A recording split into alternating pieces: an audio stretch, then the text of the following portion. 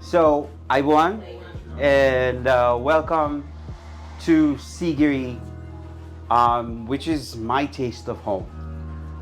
This restaurant means a lot to me because it was the first place that I discovered after being in America for almost 3 years without a taste of home. I found this place, and I literally almost had tears in my eyes when I found it because I was finally able to eat something that I understood after 3 years of eating, other things. Um, the guys behind this magic and the guys who created this place are these two gentlemen right here. So I'm gonna ask you guys to introduce yourselves. Start with you. My name is Shashi. I've been here for almost 25 years. Wow. Yes, and I'm like 10 years now. Okay. Yeah. I'm All right. Bhutan. Yeah. One of the things I love about Sigiri, and I think you guys have absolutely mastered it, is to cater to the American palate without sacrificing the Sri Lankan flavor. Yeah. So we have the flavor comes through nice and bold, but you can tone the spice down. Oh yeah, I think one thing is really good about this place. They always have like open options for like a vegetarian and non-vegetarian. Yup. It tastes like so easy. Yeah. I'm a personal believer of the fact that our differences actually make us the same, right? Because in the fact that everybody seated around this table right now, we've all come from different walks of life. Some of us were born in different places, and we were brought up in different places, and we ended up in different places. I personally was born in Sri Lanka, but I was brought up in Dubai, and I went back to Sri Lanka for a while as an adult, and I fell in love with that country. I found my roots, and then I ended up here in New York City. And so I want to know from you guys, what's your story? So tell me, how did you end up here in New York? actually my dad. He was here 87. He came here. Then me and my mom migrated in 96. So after my mom passed away in 2011, my dad went back to Sri Lanka. He wants like the peace and quiet, not Right, like yeah, hustle and bustle of here. yeah. Yeah. So he wants the peace and quiet, and it's where he grew up. Of course. But I grew up here. Because Right. I came here when I was 13. Yeah. Okay. Okay. So, I went to junior high, high school, a little bit of college because I was going. I did 2 years in college, and then right after that, I went to work Okay. in Royal Albert Palace. It's a what you call a restaurant slash banquet hall in New Jersey. At that point, I got used to the Indian culture and food. I always go in to the kitchen and help them out, So I got a little taste of cooking and Yeah. all that.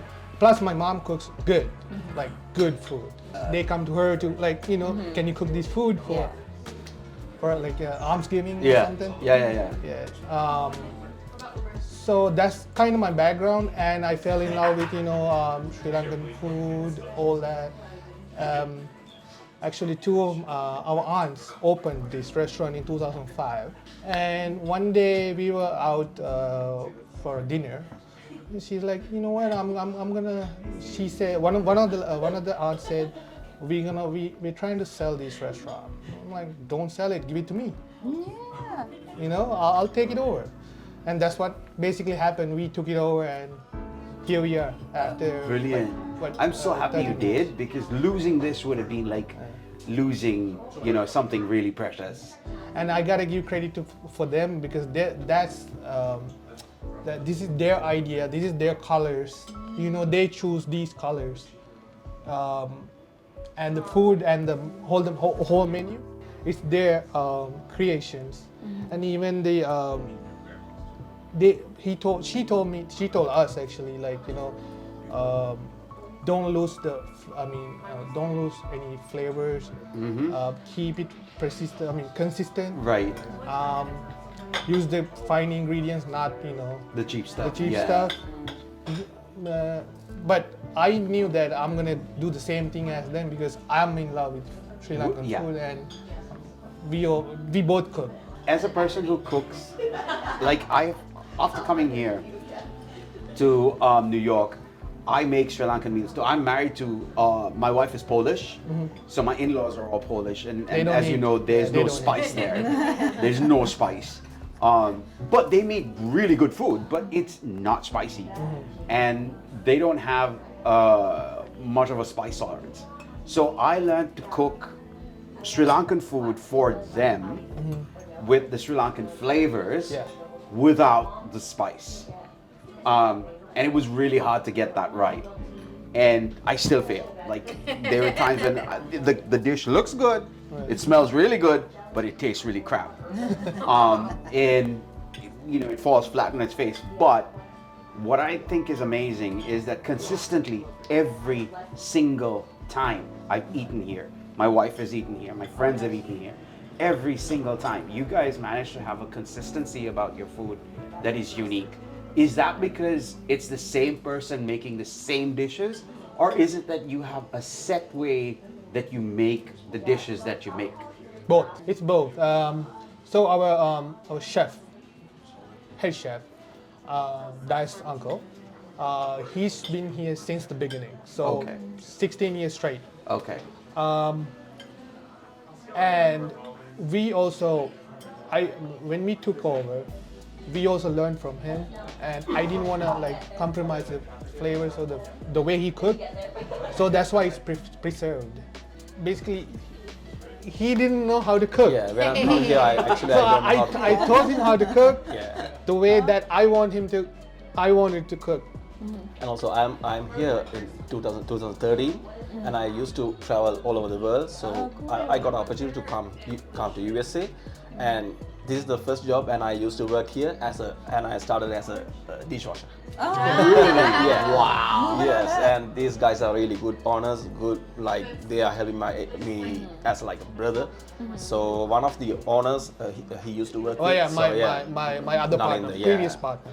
So when I work here, so they trust me, they give me a lot of things to learn and manage the restaurant, and also they start another one in Staten Island also. Finally, I got a chance to get a partner with these guys, with these amazing people, and also one person we need to mention, his wife, Ishani Akka. Yes, she's the person who handling all the law things and document things. It's the and back end work, you know. Yeah. You know what? Keeping everything You know what? Keeping everything it in. absolutely takes a strong woman. Yes, To- she's the person. to And keep we things got a in check. very tough time in the pandemic also. Yeah. Yes, and finally, I'm so people glad like We were you closed guys- for almost a year. Yeah. No, Yes. actually more than a year. More than one. So finally, we are getting back in the business. So yes, when I come here, I don't know how to cook as a dal and everything. Got a chance, everyone's dream come to USA and chase dreams. So I'm luckily got here and got these people, Shashikaya, Nalindra. So now I know how to do make any kind of Delicious. dish. I love that. It's delicious. Brilliant. So tell me a little bit about another thing that I'm really interested in. This is something that we touched on before in the previous segment that we did. I'm interested in the whole human aspect of being in New York, right? So for me, my personal experience coming to New York was one of being, I didn't know anybody here. Nobody. I only knew my wife. And to go from nobody to being where I am today, I have my own little business going on. I have friends. I have people that I consider as very close to me. And New York accepted me, and she made me part of hers. Yeah. Right? I want to know how it was. Now you have your roots here already, right? Because you grew up here. For you, it was a different story. Yeah. Right? You came here as an adult. So what was that experience like? Actually, Xavier, when I come here, actually I know only two peoples, and that's the main thing. I I lucky enough to got people like this Sri Lankan community in Staten Island. There's a lot of Sri Lankan people, and also I'm a traditional dancer and drummer, and I'm teaching those so those subjects in Staten Island, Queens, and New Jersey also. So that's the thing, the Sri Lankan community. That's the main thing. We have a good community in Staten Island, especially. So yeah. So it's for me, it's not a difficult journey to grow up in New York because of the Sri Lankan community. Right? The dream of Sigiri was obviously came from the two ladies who originally started Sigiri, right?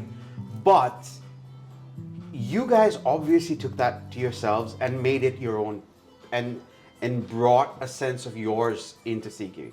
Because the moment you walk into the restaurant, everybody feels that sort of welcoming Sri Lankan thing, right? My question to you is this. I want to know, what is it that you guys did to create that?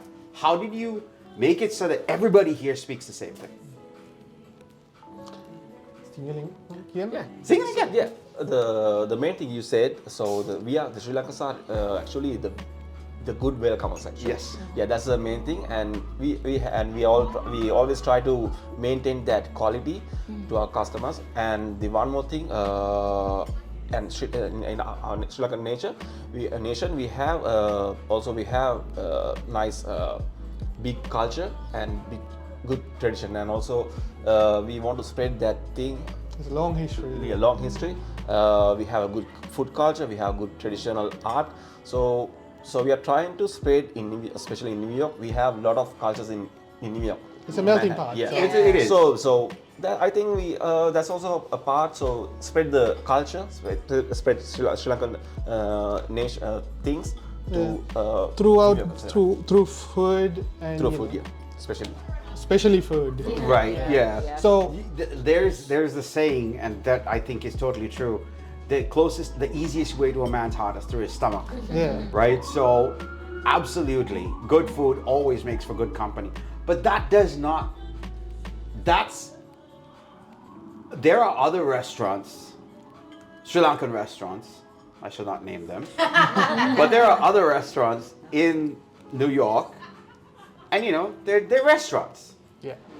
But what's different with you is this place is not just a restaurant. You come in here and this is Sri Lanka. This is Sri Lanka. This is what it means to be a Sri Lankan. It's about the way that you guys welcome people and that warm hello. That, yo, what's up? What can I get for you? It's more than just a restaurant. How did you do that? Like, how did you do that? How did you manage to achieve that? I don't know how to answer that question. Actually, I always said, so I used to work. yeah. So this is the reason. Actually, they are not act like I used to work with so he's my owner, I mean my boss. So he doesn't. Not anymore. No, yeah. So he doesn't act like that. See, he always try to, he and his earlier partner always try to work with us like brothers, as a family. That's the thing. Even now our staff is like. There's one more guy. We want to mention him about also the Brian. He's actually from Mexico. Oh wow. He's like a. He's a part of the family, and he's been here. He always thinking about so amigo. We don't have this thing. So sometimes he don't bother me, so like that. He's actually telling me to buy this, buy that, don't buy this. Yeah. Yes, even our chef. So he's uncle. been here. Yeah. Sorry. Go ahead. Yeah, our chef uncle, dad's uncle, one of the main route in this restaurant. So even our staff, Chavindu, Yeah. Danny, So, Kavisha. almost everybody here been working with us almost more than 10 years. Yes. That explains So- that. Yeah. So because we treated them as a family, not a worker. Yeah. So they stay. Right. Everybody doesn't want to go, leave us. Yeah. Even when the COVID came and the pandemic, we were closed for one year, and they all came back. Yeah. Yeah, they left their work and came back. So after like one year after we reopened, that whole week was we got slammed. Someone opened the floodgates. Yeah. Even like even in the morning time, like around like 11:30, it was packed. Wow. Yeah. Well, everybody had been. I mean, people who come here and know the joint, you want to come back. You Yeah. always want to come back. So yeah, understandably so. I'm not talking about only Sri Lankans. I'm talking about Indian people. You know, everybody. Yeah. All the different people that that love Sri Lankan food. They came back. The other question that I want to ask you is the whole thing about, so of course, as Sri Lankans, what we bring to the table is our friendship and the way we welcome people and greet people. And, you know, that's who we are. It's in our blood. It's the way we are. There is a difference about living here in New York with so many different cultures and going back home. So this is a question I asked earlier.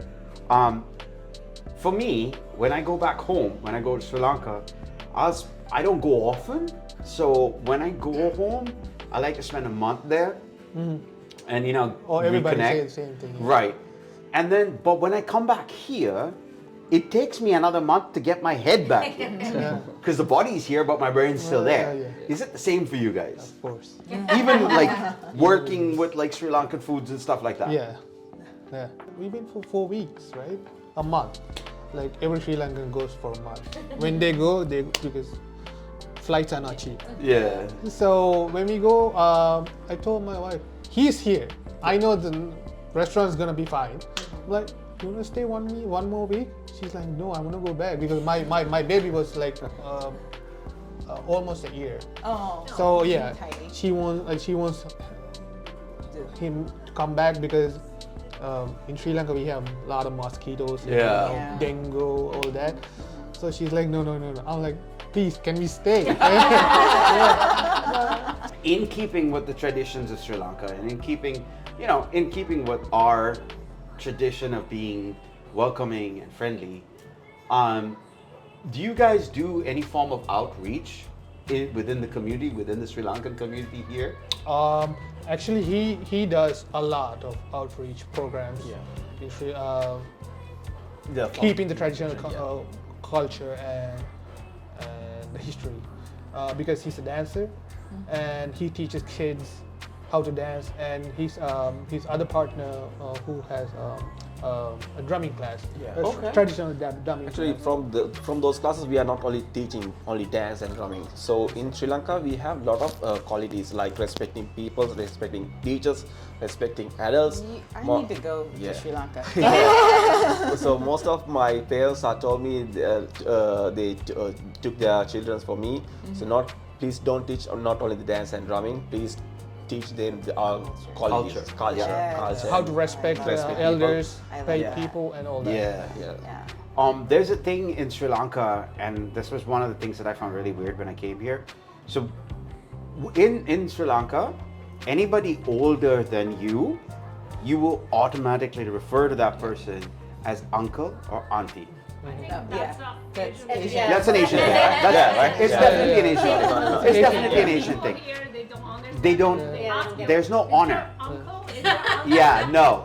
It's a sign of honor by saying uncle or auntie. You already put them above you, and you submit to the person who's older than you. And, sorry, I was going to say in a lot of black cultures as well, it's either Miss or Mr. or aunt or uncle or auntie or something like that. Like I have aunts who definitely are not biologically related. No, It's just, no. like, that's just the way it is. And the whole point of using uncle and auntie, or even more than sir or ma'am, is to not just give them respect, but it's to show them familiarity. It's to show a familial connection, right? Because, and you guys can attest to this, Sri Lanka is so small that everybody knows everybody who knows everybody who knows everybody. Yeah, right. So, the weirdest thing, my first day here, there was a guy working here back then. Can't remember his name right now. But I How walk long in. ago? This was about 9 years ago. Chaz? A young guy. Yeah, maybe Chaz. Has tattoos all over. Yes! Yeah. So I come here and I sit down at the table and we're eating, and you know, he was really nice. Like I was here with my family and everything. He was really nice. When I got up to go use the restroom, he comes up to me and he taps me on my shoulder and he goes, bro, you wouldn't happen to be Michael from TNL, right? And so TNL is a media outfit in Sri Lanka, and I was a radio DJ there, and I did shows there. That's awesome. And he asked me that, and I was just like, wait, what? Back up. Am I going to get beaten up or something? And I was like, yeah. And then he goes, oh my God, dude, I thought I recognized your voice. In New York City, miles away from home, I love that. somebody recognized me. And it's just, that's just Sri Lanka, right? You can go to Sri Lanka and you can't, a fly can't die without somebody knowing that it happened. In the Sri Lankan community here, do you guys see the same thing? Is it as connected? Yeah, it is. It is very connected. So let's say somebody lost someone, whole community goes to pay respect. Wow. I'm talking about not even Staten Island, New Jersey, Queens, from everywhere. Really? Yeah. Okay, so I feel now completely disconnected because I'm still to make those connections. But yeah, no. You don't have to know the person. Yeah. You just go out of respect. Yeah, no, for sure. And I recently, with all the turmoil that's been going on in Sri Lanka, we've done some. We had some show of support that happened in Times Square. That was pretty amazing, and I thought that was really good. Did you guys? Yeah. He went, yeah. Oh, yeah. I did the one in Staten Island we did about. Okay, yeah, I heard about that one. Yeah. Brilliant.